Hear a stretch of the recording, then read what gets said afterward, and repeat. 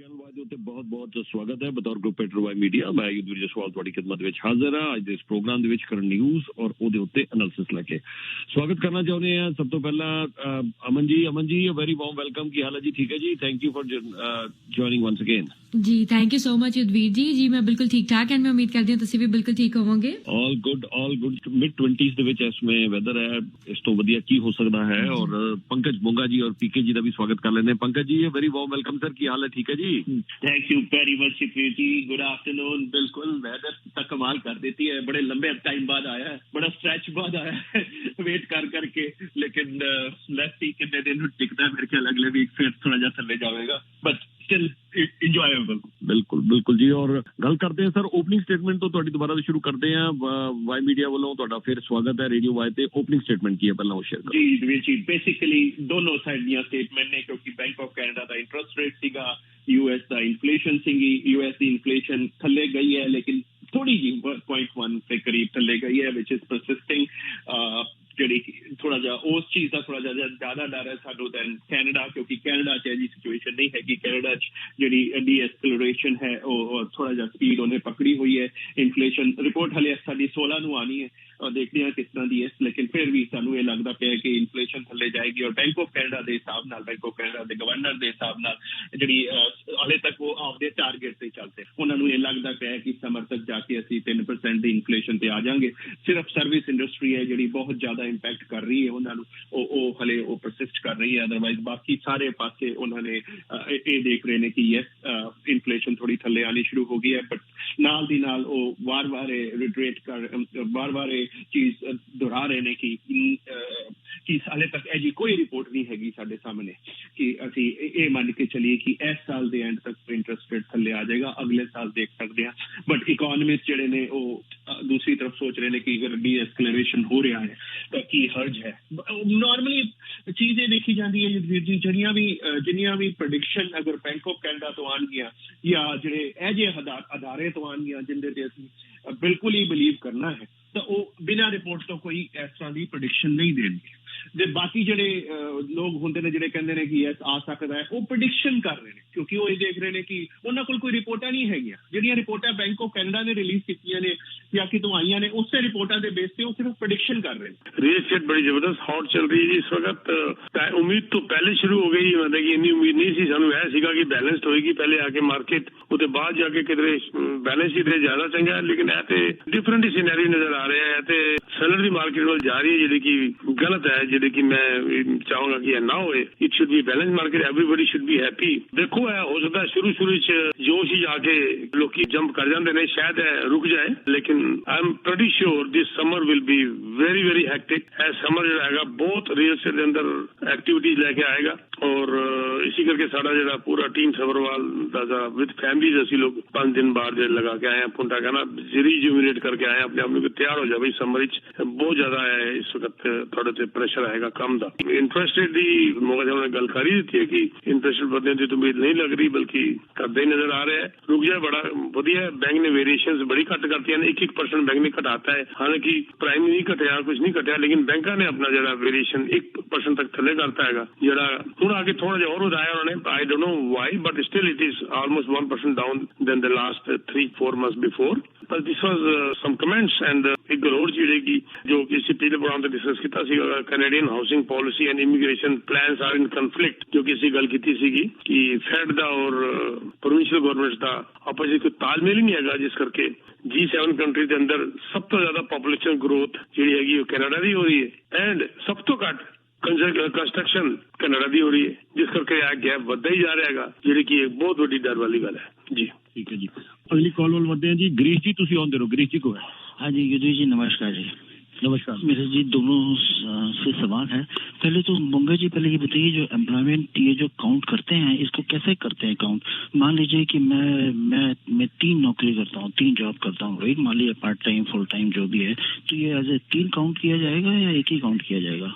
Normally आप जब किसी भी जगह आपको ज्वाइन करते हैं तो इनके पास रिपोर्ट्स आती हैं और आपकी जो सैलरी स्लिप्स होती है ना सर, उसके हिसाब से काउंट करते हैं। हो सकता है तीन जगह पे जो जॉब करता है उसकी तीनों जगह पे जॉब भी चली गई हो, तो आप उस तरह से अगर आप कैलकुलेट करेंगे तो एवरेज कर चले जाएंगे। मैं क्वेश्चन समझ रहा हूँ आपका जो कहना चाह रहे हैं, लेकिन इस वक्त एम्प्लॉयमेंट जो है तो कई लोग जो ऐसे भी होंगे ना जिनकी 2-3 जगह पे जॉब जा चुकी होगी। अगर आप उस हिसाब से मेरे को पूछना चाह रहे हैं तो मैं आपका ही जवाब दे रहा हूँ। तो आपके क्वेश्चन को आपको ही आंसर दे रहा हूँ मैं आपका। तो बेसिकली होता क्या है, इस वक्त इतनी टाइटनिंग है मार्केट, अब तो वैसे भी ईज हो गई अगर देखा जाए। अब जो सिचुएशन खड़ी हुई है, आज बैंक ऑफ कनाडा की स्टेटमेंट में भी था, उन्होंने क्वेश्चन आंसर देते हुए प्रेस कॉन्फ्रेंस में भी बोला कि वो जो टाइटनिंग थी पहले जॉब मार्केट में वो खत्म होती नजर आ रही है। और उनके जो सर्विस जो नॉर्मली बैंक ऑफ कनाडा करता रहता है कॉर्पोरेट्स के साथ, and they are now finding people easily because of immigration या जो भी और चीजें आ रही हैं या जो टेम्परेरी वर्कर्स हैं जो इस तरह की हैं, तो they have started finding people easily. So job market अब काफी ठीक लगती आ रही है, बट फिर भी हम अनएम्प्लॉयमेंट 5% पे बैठे। सॉरी गिरीश जी, मैं जहाँ तक मैं समझता हूँ इस बात को, जो मैंने स्टडी किया है कि एक बंदे की एम्प्लॉयमेंट चाहे 3 और चाहे 4 उसकी एक ही मानी जाती है, एक एम्प्लॉयमेंट मानी जाती है। एक बंदे की 3 करके 3 नहीं मानी जाती।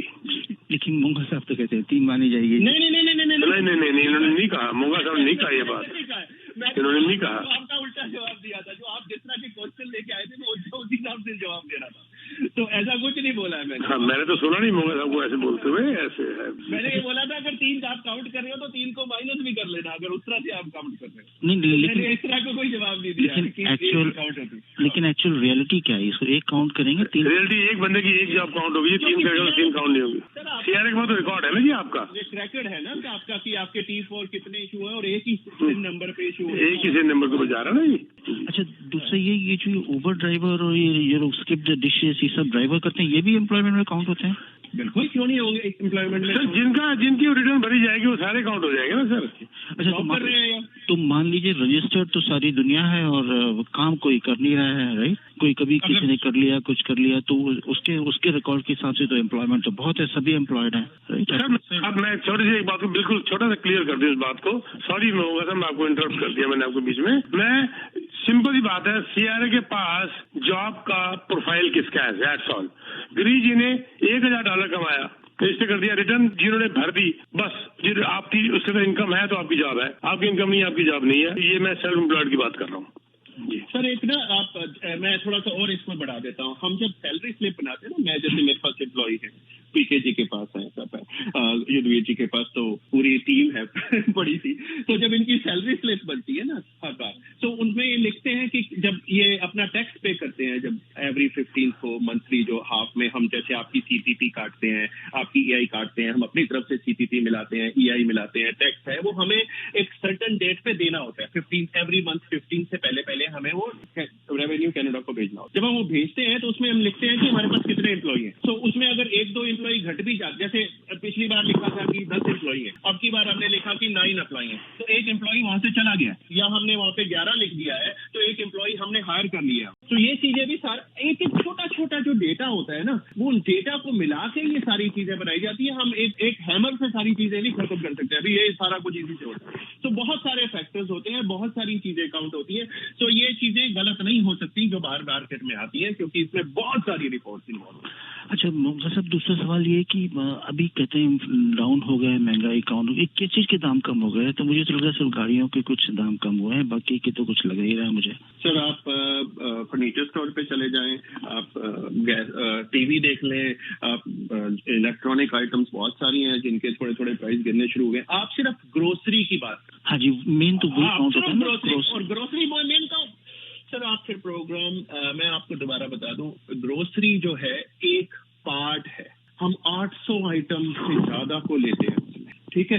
तो 800 आइटम में बहुत सारी चीजें आ जाती हैं, आपकी रिक्रिएशनल भी आ जाती है, आप बाल भी कटवाने जाते हो तो वो भी आ जाता है, आप जिम भी जाते हो तो वो भी आ जाता है, आप कोई सामान, आप गोल्फ खेलते हो तो अगर आप बॉल भी खरीदने गए हो तो बॉल भी उसमें आती है, आप बाहर ग्रास अगर डाल रहे हो तो ग्रास का जो सीड लेके आए हो वो भी उसमें आता है, आप कोई घर का कोई काम करवाना है, कोई सामान लकड़ी खरीदने गए हो, लकड़ी भी उसमें आती है, कोई आपको वो क्या नट बोल्ट चाहिए वो भी उसमें आते हैं। तो हर चीज एक ग्रोसरी से हम नहीं कर सकते। ग्रोसरी इस वक्त लगभग 10% पड़ी हुई है, एवरीबडी नोज दैट। ग्रोसरी को अगर आप बाहर निकाल दें, और मेन जो कोर इन्फ्लेशन होती है, मैं आज बता दूं, बैंक ऑफ कनाडा जो मेजरली, ये तो हेडलाइन, इसको हेडलाइन इन्फ्लेशन बोलते हैं जो आप बात कर रहे हैं, इसमें एनर्जी एंड फूड मिला दिया जाता है। कोर इन्फ्लेशन जो होती है सर, उसमें से हम एनर्जी एंड फूड को पूरी तरह से बाहर निकाल देते हैं। तो हमें एनर्जी और वो चाहिए नहीं, हम बाकी चीजों पे जो कंसंट्रेट करके उससे हम कोर इन्फ्लेशन निकालते हैं। अभी मैंने मेरी जब स्टेटमेंट दी थी, स्टार्टिंग स्टेटमेंट, मैंने ये बोला था कि सर्विस इंडस्ट्री अभी परसिस्ट कर रही है। सर्विस इंडस्ट्री अभी भी नीचे नहीं आई है, जो कि कोर इन्फ्लेशन का पार्ट है।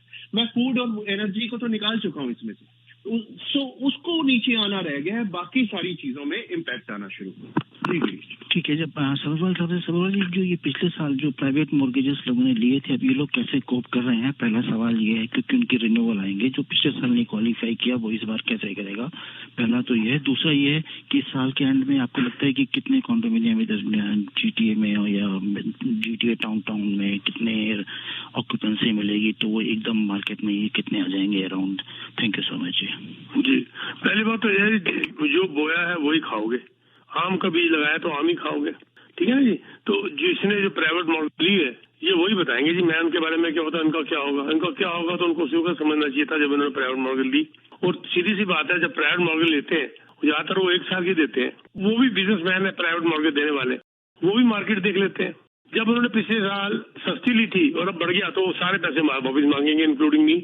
मैं भी कहता हूँ वापस करो, जबकि इंटेंशन ये नहीं है पैसे वापस मांगने की। इंटेंशन ये है कि मेरा रेट बढ़ाओ, क्योंकि मार्केट बढ़ गई है। तो इनका टाइम ठीक नहीं है, टू बी वेरी ऑनेस्ट। बहुत अच्छा कोई प्राइवेट लेंडर होगा छोटा मोटा मेरे जैसा, तो वो कहेगा चल यार छोड़ दो, वही इंटरेस्ट भी मेरे को बुरा नहीं है।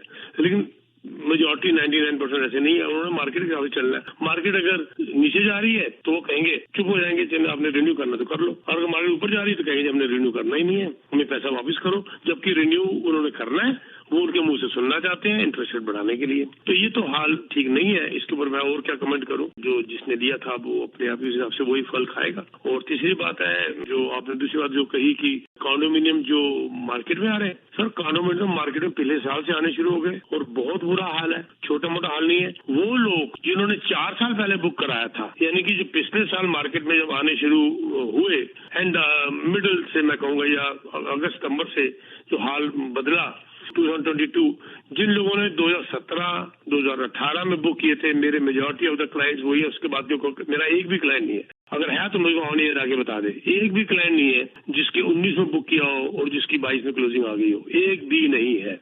तो जिन्होंने 2017-18 बुक किया था उनके आए, वो तो खुश है, बहुत जबरदस्त खुश है।